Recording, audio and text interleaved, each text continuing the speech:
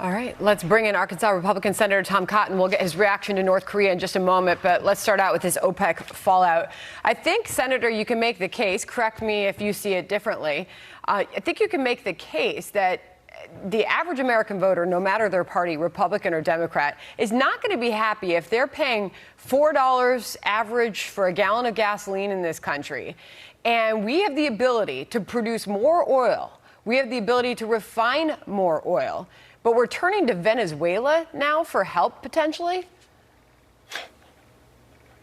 No, Sandra, I don't think many Americans are going to want to pay $5 or $6 a gallon of gas as they are in some states out west, even though we have the ability to provide the oil and the gas and the coal we need in this country to power our economy. You know, we used to be a lot more dependent on foreign oil, and OPEC had a lot more power. But over the last 10 or 15 years, thanks to the ingenuity and the hard work of our petroleum engineers and geologists and roughnecks out in the oil fields, we don't just have the opportunity for energy independence, but energy dominance, supplying our needs and the needs of much of the free world. But the Biden administration and progressive Democrats in Washington have waged a war against fossil fuels. And it's not even that they are worried about $4 or $5 a gallon of gas in its own right. They want that to happen. Remember, Joe Biden promised to eliminate fossil fuels during the campaign.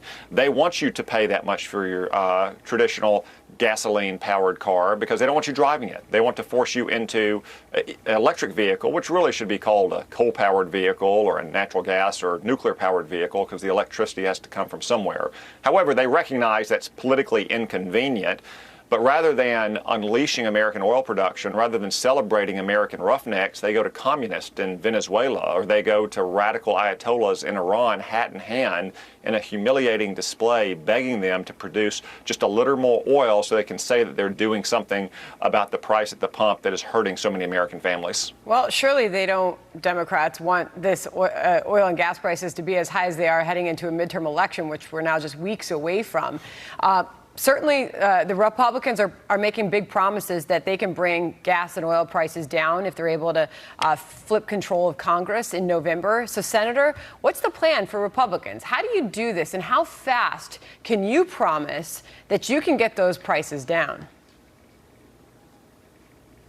Well, Sandra, the oil markets, like many markets, are based in part on expectations and predictions. There's a reason why the price of gasoline started going up almost as soon as Joe Biden took office. That's because the oil and gas industry knew that he was going to try to strangle them through a death of 1,000 cuts. There's no one silver bullet that he shot to strangle the oil and gas industry. There's no one single solution, but we can use our legislative powers, especially our powers over federal spending, to force more lease sales or force accelerated permitting of the infrastructure we need to put a stop to this practice of using the Strategic Petroleum Reserve as the political petroleum reserve, and to generally make sure that the oil and gas industry in America understands that they're not going to continue to see this avalanche of anti-fossil fuel laws passed by an extremely liberal Congress. It's amazing to see that move from OPEC just months after President Biden went over asking the Saudis for help to bring those prices down. The way the Wall Street Journal put it, the Saudis snub Biden again. I want to ask you now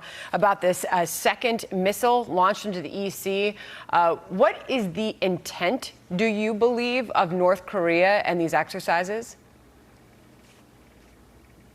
Well, in the past, typically North Korea has fired missiles or tested nuclear weapons as a way to extract concessions from the West, especially from the United States, to try to cede to their demand. So first off, it's vital that we not make the mistake that so many past presidents have made, frankly, in both parties, viewing a missile launch as another reason to give more concessions to North Korea.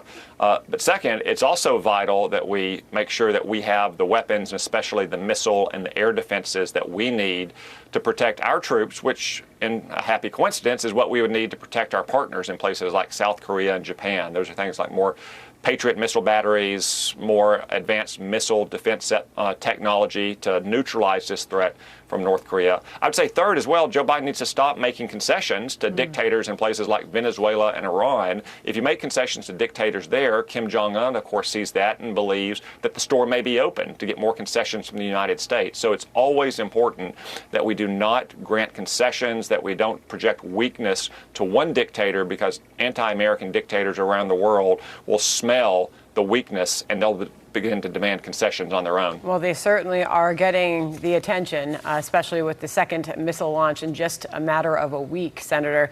Appreciate you joining.